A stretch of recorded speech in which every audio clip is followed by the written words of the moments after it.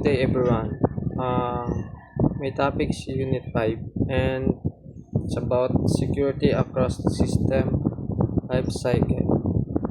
So, what is security life cycle? Security is a life cycle. Security should be included in very phase of system development, not added at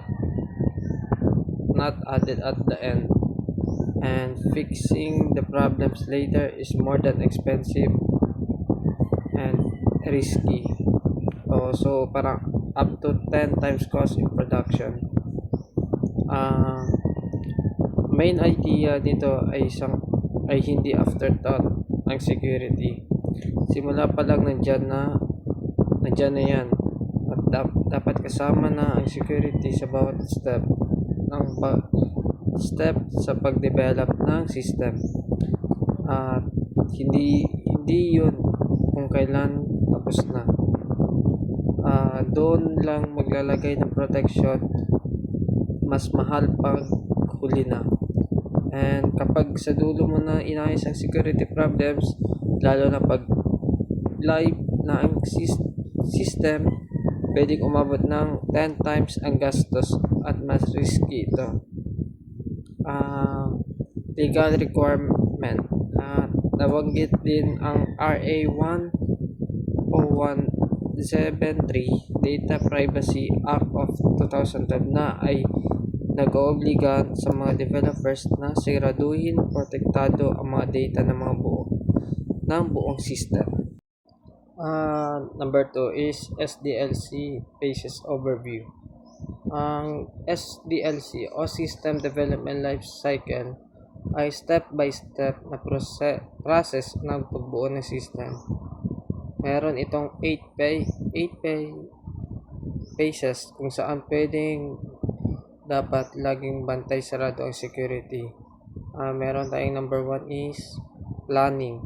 Dito pinag-uusapan ng budget at kung saan kailangan measure ng measurements. And requirements analysis, pag alam kung ano ang mga data na kailangan protektahan. And we have design, and sa pagplano ng architecture ng system na mahirap i-hack. And development, ang actual na code ng maingat, pag-code ng maingat. Testing dito, tinitingnan kung may butas o vulnerabilities ang system. Deployment is pag-release ng system sa mga users ng safe. And operation and maintenance, ang tuloy-tuloy na pagbabantay at pag-update habang ginagamit ang system. And we have this last is disposal. And paano itapon o delete ang data system nang hindi nananakaw ng iba. Number 3 is security and pace. And number 1 is planning, paghahanda. Ito yung identify data sensitivity and risk. And dito nagsisimula ang lahat bago pa man magsimula ang coding, at dapat alam mo na kung gaano kasensitibo ang data na hawakan nyo. And ito is requirements analysis and pagtukoy ng pangangailangan. Dito naman ay dinedefine kung ano ba talaga ang kailangan ng system para maging safe. And lastly is design, pagdisenyo. Dito pumapasok ang technical structure system. Security coding is bago pa man i-test, dapat umpisahan pa lamang at malinis na yung gawa.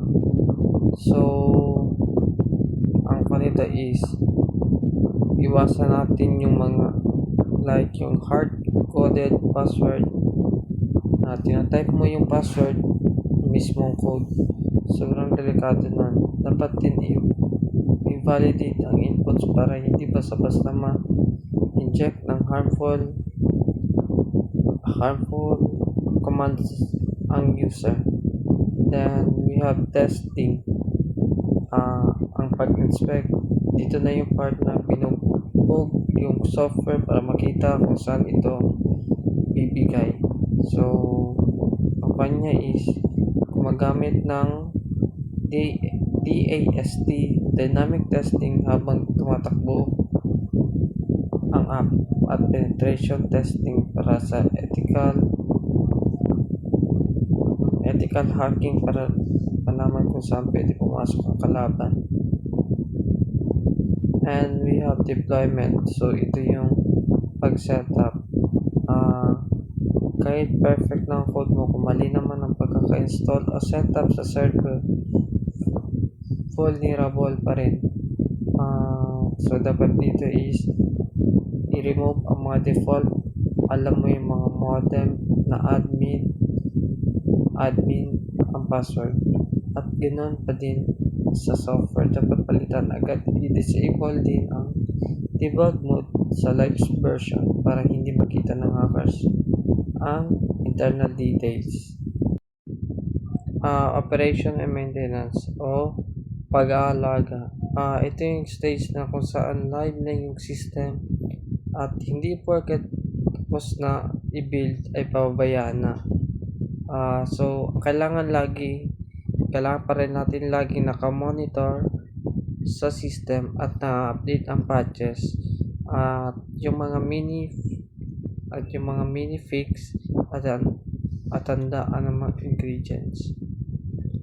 And then we have, kailangan natin ito siya yung ituloy-tuloy na pag-monitor at pag-update agad at pag-higpit kung sino man ang pwedeng makialam sa system or access control. And we have disposal at ito yung pagligpit. Kapag luma na yung computer at decommission na yung software, hindi pwede basta-basta itapon sa basurahan. So ang kwan dito is yung pag nakuha na yung data, possibility na the data will recover from all devices, and sobrang laki issue nito. Baka yung tinapon mo ng hard drive makuha pa ng iba at ma-retrieve pa yung mga private info or password. So kailangan natin na siguraduhin secure yung data at hindi na talaga mare-recover at revoke. Tanggalin lahat ng access ng mga users sa system na yun. And we have the key idea, recap ng terminology. So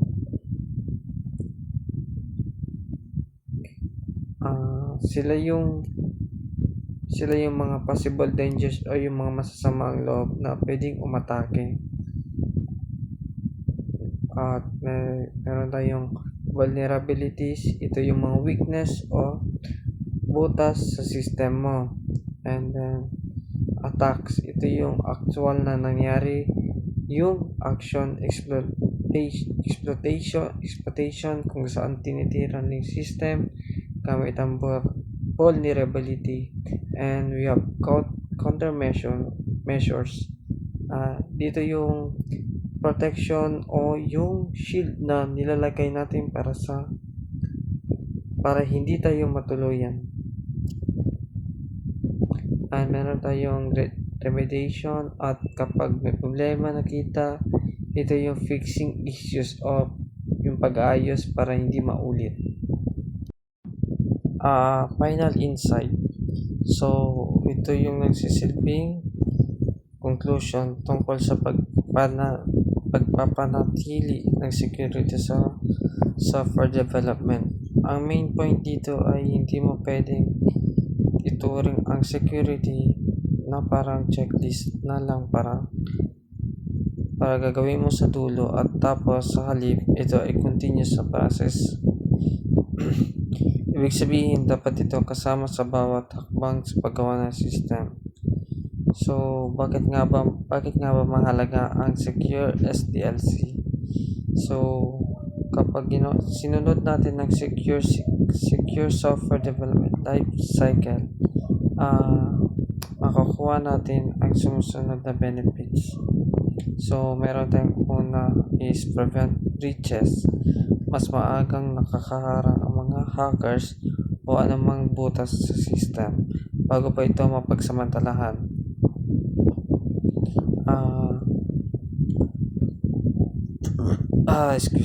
Reduce cost. Mas mura ayusin ng error habang dinidevelop pa lang kaysa sa live app na nakalik. So, meron tayong ensure compliance. So, nakakasunod tayo sa mga batas tulad ng RA 10173 or Data Privacy Act of 2012 dito sa Pinas para iwas demanda at sa penalty and protect sensitive data. Higit sa lahat, nasisigurado nating ligtas ang mga personal na impormasyon ng mga users.